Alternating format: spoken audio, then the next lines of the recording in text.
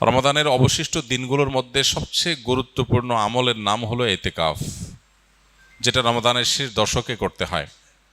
এতেকাফ অবশ্য রমজানের প্রথম দশক, মাঝের দশক, এই দিনগুলোতেও করা যায়, একদিন দুই দিনও করা যায়, কিন্তু মাসনুন যে এতেকাফ নবী করিম সাল্লাল্লাহু আলাইহি সাল্লামের রমাদানে, সেই প্রতিষ্ঠিত সুন্নাহ নবী সাল্লাল্লাহু আলাইহি সাল্লামের রমাদানে, সেটি হলো রমজানের শেষ দশকে এতেকাফ করা। শেষ দশকের ইতিকাফ সম্পর্কে মা আয়েশা রাদিয়াল্লাহু তাআলা আনহা বলেছেন, কানা নবী সাল্লাল্লাহু আলাইহি ওয়াসাল্লাম ইয়াতাকিফুল আশরাল আওয়াখির মিন রমাদান হাত্তা তাওয়াফাহুল্লাহ।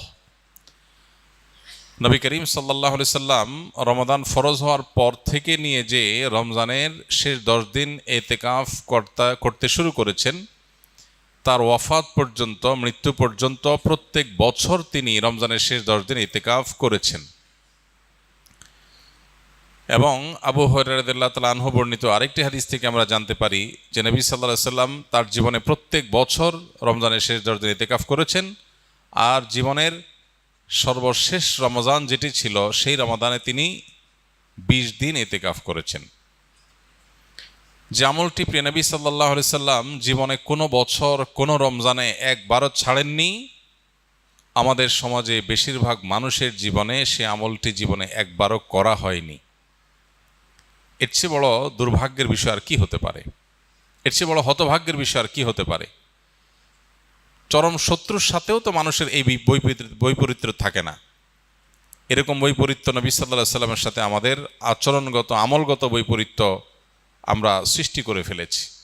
এই জন্য আমরা নিয়ত করে নেই, আল্লাহ রাব্বুল আলামিনের কাছে তৌফিক কামনা করি, আমরা ইনশাআল্লাহ রমজানের শেষ 10 দিন ইতিকাফ করব। ইতিকাফ মানেটা কি? ইতিকাফ শব্দের অর্থ কোথাও নিজেকে আবদ্ধ করে ফেলা, নিজেকে বন্দি করে ফেলা। ইতিকাফের মূল কথা হলো রমাদানের এই দিনগুলোতে যখন আমরা ইতিকাফ করব, এই দিনগুলোতে আল্লাহর ঘরে, মসজিদে নিজেকে আটকে ফেলা, আবদ্ধ করে ফেলা। দুনিয়ার মানুষের কাছে মানুষ বিভিন্নভাবে চাইতে পারে। চাওয়ার চরম সীমা হলো, চাওয়ার সর্বোচ্চ লেভেল হলো যে কারোর গেটে গিয়ে বসে পড়া, পাঁও ধরে বসে পড়া, যে না দেওয়া ছাড়া যাচ্ছি না, যে কোনোভাবে আদায় করার জন্য পণ করা। আল্লাহ রাব্বুল আলামিনের কাছে আমরা সারা বছর দোয়া করি, মুনাজাত করি, চোখের পানি ফেলি, তৌফিক অনুযায়ী কম বা বেশি, কিন্তু ইতিকাফের আমলের মাধ্যমে মূলত আল্লাহ রাব্বুল আলামিনের ঘরে এসে কাঁথা বালিশ নিয়ে, গাট্টি বস্কা নিয়ে আমরা একরকম বসে যাই আল্লাহর ঘরে, যে আল্লাহ তোমার মাগফিরাত নিয়েই আমি যাব। কোনো মানুষের গেটে, দুয়ারে বা পাও জড়িয়ে খুঁটি গেড়ে বসে যেরকম মানুষ চায়, সেই চাওয়ার ফলে সাধারণত মানুষ খুব কমই বিফলে যায়। ঠিক একইভাবে আল্লাহর ঘরে ইতিকাফ করতে এসে একদম খুঁটি গেড়ে বসে যাওয়াটা এরকম চাওয়া অনেকটা। এই চাওয়ার ভিতরে অবর্ণনীয় এক তৃপ্তি আছে, এই চাওয়ার মধ্যে অন্যরকম এক আবেগ আছে, ভাব আছে।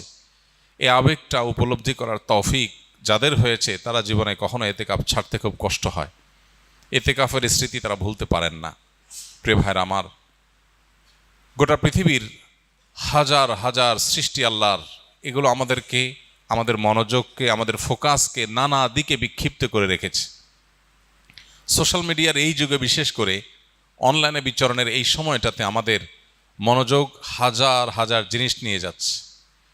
আমরা যখন সোশ্যাল মিডিয়া স্ক্রল করি, আমাদের সামনে কোনো একটা পোস্ট আসে, আমরা এই পোস্টটা দেখব কি দেখব না সিদ্ধান্ত নেই।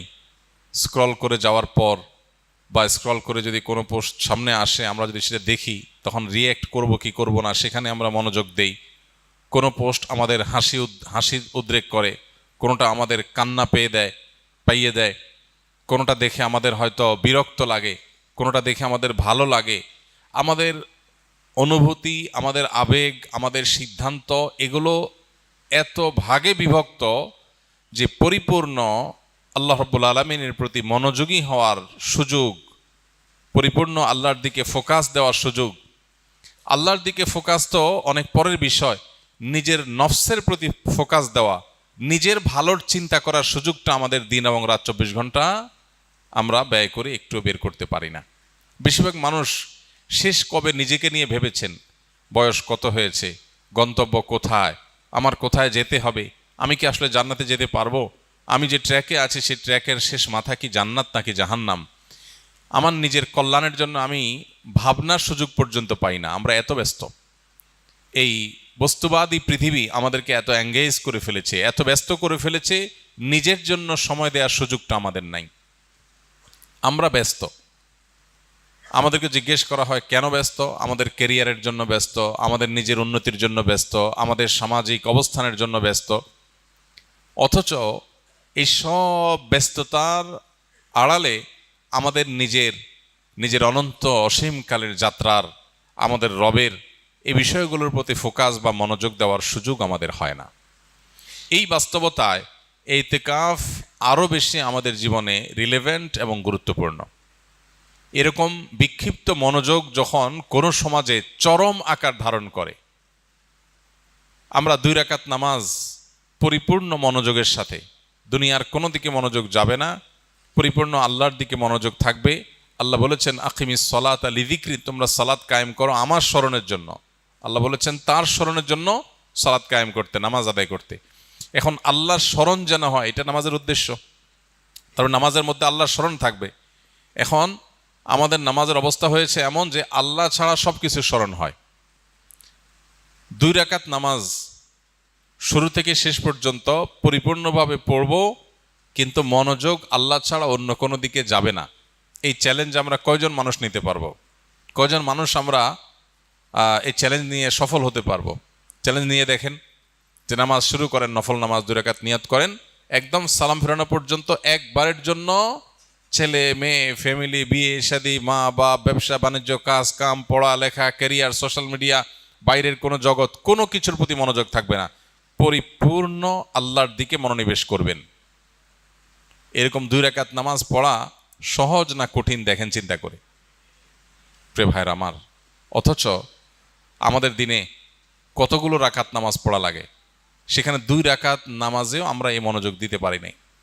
পৃথিবীতে যারা সফল হয়েছেন, যারা জাগতিক বিচারে সফল হয়েছেন, সফল ব্যবসায়ী, সফল ক্রীড়াবিদ, সফল চাকরিজীবী, সফল পেশাজীবী, যে কোনো মানুষ তার জগতে সফলতা অর্জন করেছেন, সাফল্য অর্জন করেছেন। সাফল্যের জাগতিক সংজ্ঞায় বা প্রচলিত অর্থের সাফল্যই বোঝাচ্ছি আমরা।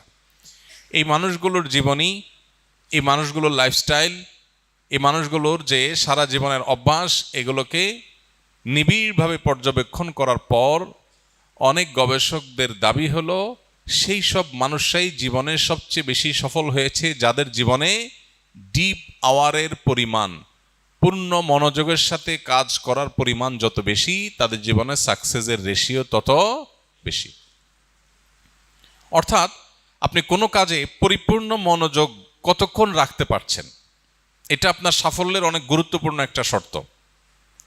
যে একটা কাজ করতে গিয়ে 5টা কথা মনে আসে, একদিকে চলে গেলে আরেক দিকে তার মাথা চলে যায়, তার জন্য সাফল্য খুব কঠিন। যে কোনো কাজ করার জন্য পরিপূর্ণ মনোযোগ দিয়ে করে, জগতে যাই হোক সে তার কাজ থেকে সরে না। আপনারা যারা স্কিলে ভর্তি হয়েছেন, প্রশিক্ষণ নিচ্ছেন, যে প্রশিক্ষণ পরিপূর্ণ মনোযোগের সাথে নিচ্ছে, ক্লাসে পূর্ণ মনোযোগ দিচ্ছে, সিস্টেম পরিপূর্ণ মানছে, এই মুহূর্তে সে প্রশিক্ষণ নিতে আসছে, অন্য জগতে সে যেতে চায় না, পূর্ণ মনোযোগ দিতে পারে, সে তত বেশি সাকসেস হয়। যারা স্কিল থেকে ট্রেনিং শেষ করে এখন বিভিন্ন জায়গায় জবে আছেন, যে ব্যক্তি তার জবের দিকে যত বেশি মনোযোগ দিবে, যত বেশি ফোকাস দিবে, তার কাজটাই সবচেয়ে গুরুত্ব পাবে, অন্য দিক থেকে মনোযোগ সরিয়ে এদিকে যত বেশি মনোযোগ ইনভেস্ট করতে পারবে, সে চাকরিজীবী হিসাবে তার ওই কাজের জগতে তত বেশি সাকসেস হবে। আর যার মনোযোগ যত কম থাকবে, তার সাকসেসের পরিমাণ তত কম হবে। এই মনোযোগ এখন নষ্ট হওয়ার মতো হাজার হাজার ডোপামিন, হাজার হাজার মনোযোগ বিনষ্টকারী ডোপামিন আজ চতুর্দিকে ছড়িয়ে ছিটিয়ে দেওয়া হয়েছে। স্পিরিচুয়ালি, আধ্যাত্মিকভাবে আমাদের মুসলমানদেরকে ধ্বংস করবার জন্য হাজারো আয়োজন আছে। যেগুলোকে আপনি দেখছেন নিছক বিনোদন, এগুলো মূলত আপনার আমার রুহানি শক্তি ধ্বংসের আয়োজন। যেগুলোকে আপনি দেখছেন নিছক টাইম পাস, সেগুলো আসলে টাইম পাস না, সেটা আপনার লাইফ পাস। আমাদেরকে শেষ করে দেওয়া হচ্ছে, মনোযোগ নাই। 2 রাকাত নামাজ পড়ার মতো মনোযোগ যার নাই, তার জীবনে সাকসেস কোত্থেকে আসবে?